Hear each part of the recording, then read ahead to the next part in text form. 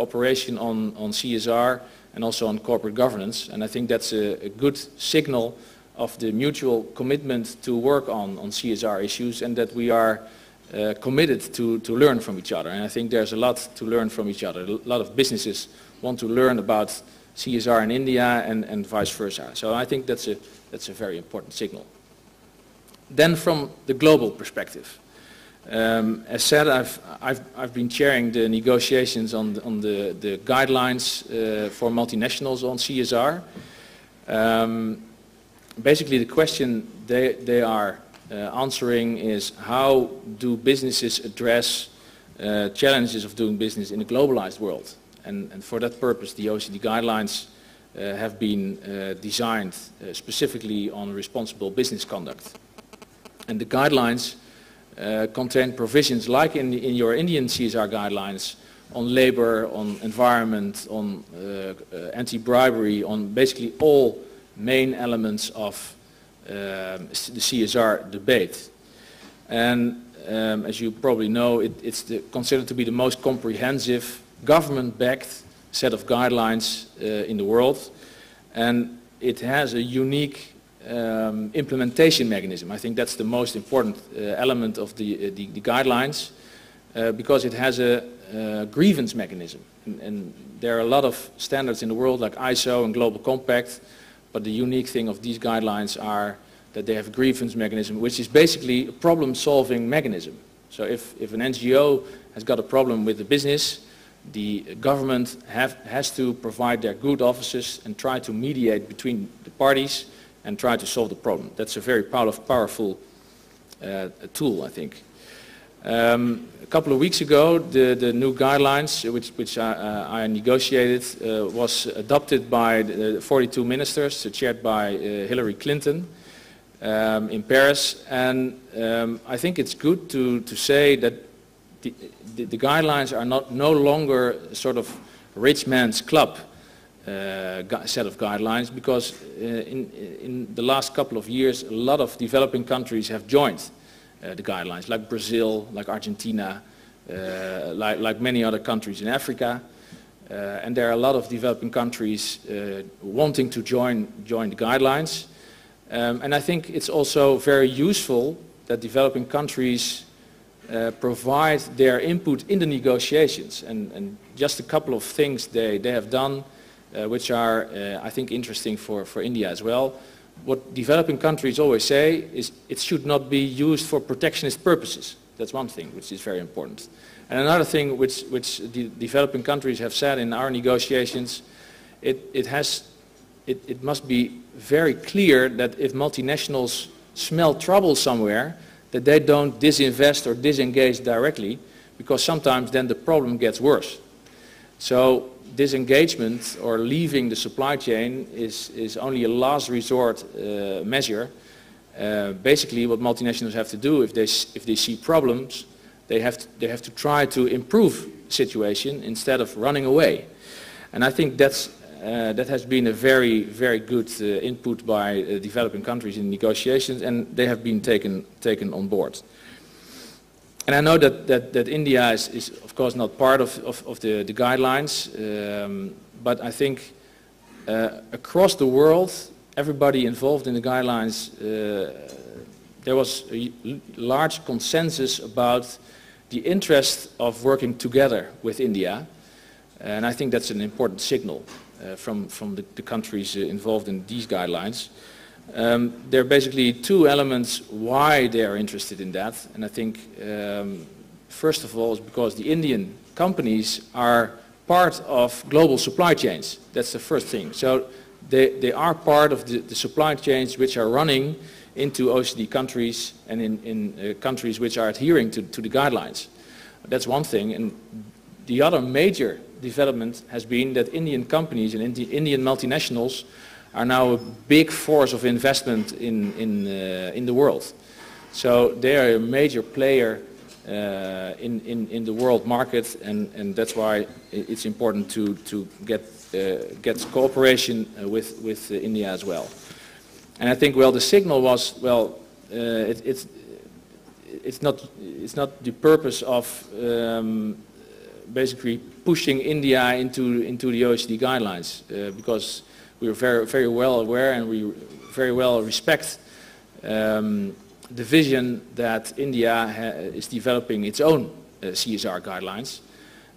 So what the feeling was in the countries involved was that they have to work together with India on CSR on the basis of mutual respect and on the basis of mutual recognition of both good work, which is basically building on the CSR guidelines which are going to be presented today, as well as the OECD guidelines for multinationals in many other countries.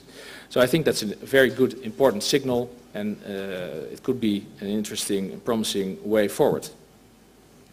Honorable speakers, ladies and gentlemen, I would like to sum up here, and I hope this global summit will put some extra oxygen in the CSR debate, and it will also put some extra oxygen in the treasure hunt for more CSR treasures in the future. Thank you very much.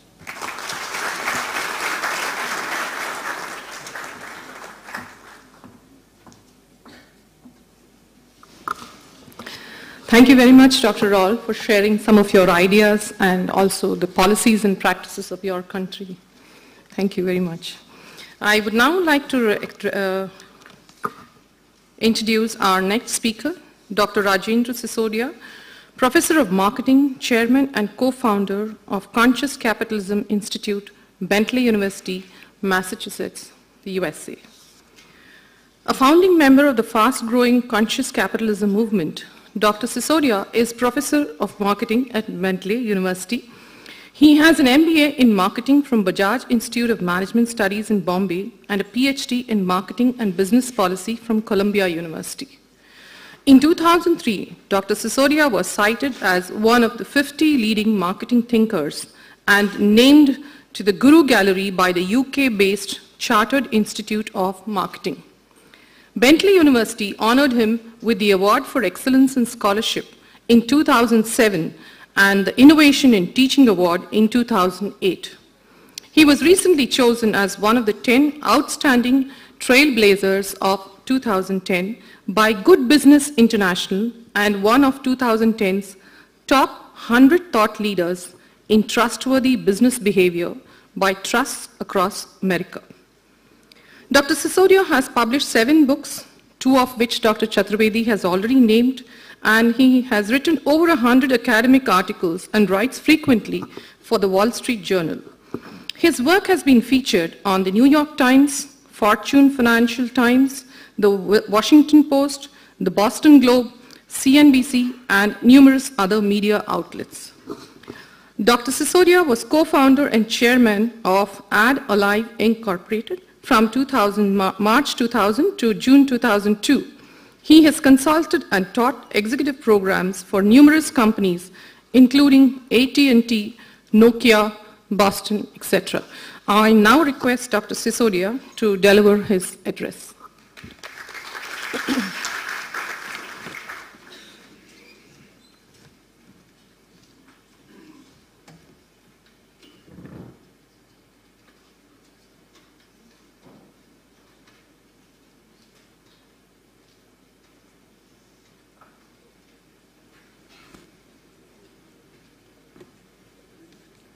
Good morning. Can you hear me all right? If it's okay, I'm going to try to escape the podium, just walk around. Delighted to be here. I'd like to thank Dr. Chaturvedi and Dr. Roy for organizing this event and for inviting me. This is my second time coming to BIMTech. It's really one of my favorite institutions in India, really an admirable institution that has done a great deal. What I'd like to talk to you today about is a theme that is related to CSR. So the idea of CSR, as Dr. Roy mentioned, has been around for a long time, but we think there's an evolution that's happening there as well in our thinking about the relationship between business and society. And that CSR is one way to think about that, but there's another more expansive way, we believe, that is sort of the next stage of evolution of CSR. In some ways, it is represented by what you see going on in the screen here. There's an evolutionary process or a transformational process that we see happening here when the caterpillar becomes a butterfly. It's the same creature, same DNA, but at some point in time, there's something that happens, something that triggers a transformation, so it rises to this other life form. So when it's a caterpillar, all it does is consume. When it becomes a butterfly, it's not only a creature of light and beauty, but it also adds value in the world through pollination and other sorts of things in nature. We think the same is true of us as human beings, that we are capable of operating at a caterpillar level, where all we do is simply consume and then we're gone, or we can operate, we can rise to that higher level of consciousness where we can do so much more in the world and have such meaning and purpose in our lives. And the same is also true of corporations, which are entities that we have created in our image, that corporations can also operate in that self-interested mode, like a caterpillar, or they can indeed become entities that create tremendous amounts of wealth and well-being of multiple kinds, not just financial, but spiritual and economic and social and cultural and intellectual and so on and so forth. So that's really the essence or the notion of what we refer to now as conscious capitalism. And one of the reasons why this is becoming a necessary thing for business, we believe, in the future, whereas in the past it was something that was a good thing for businesses to adopt, in the future it will become a requirement, is that the world has changed dramatically. And we are continuously going through change, of course, all the time. But in the last 20 years, we've gone through a dramatic set of changes which have collectively really transformed the landscape. One of those changes is aging of the population on a global basis. If you look at the rise of median age, it is happening dramatically since 1970 in country after country because of longer life expectancies and plummeting birth rates. Birth rates have never fallen this fast in human history. In fact, they've never been this low.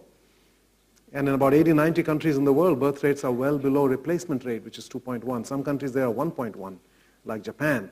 And some other countries like Russia, 1.3, Western Europe, Eastern Europe. And indeed, places like China and Korea and India is headed in that direction as well in the next couple of decades.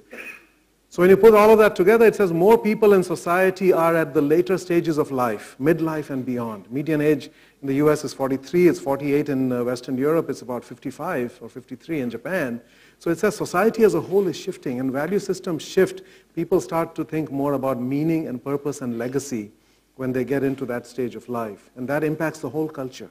Not just the people who are in that stage of life, but the culture as a whole seems to reflect those kinds of values. So people are looking for something different. We also have this phenomenon of shifting or rising intelligence. Data shows, according to something called the Flynn effect, human IQ has been rising at 4% a decade now for about 6 decades.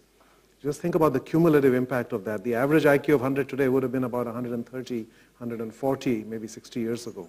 So we have much greater processing ability. We can understand much more as human beings. Our intelligence level is higher, and we're of course better educated. More people have access to more education, the impact being most dramatic on women in society after society.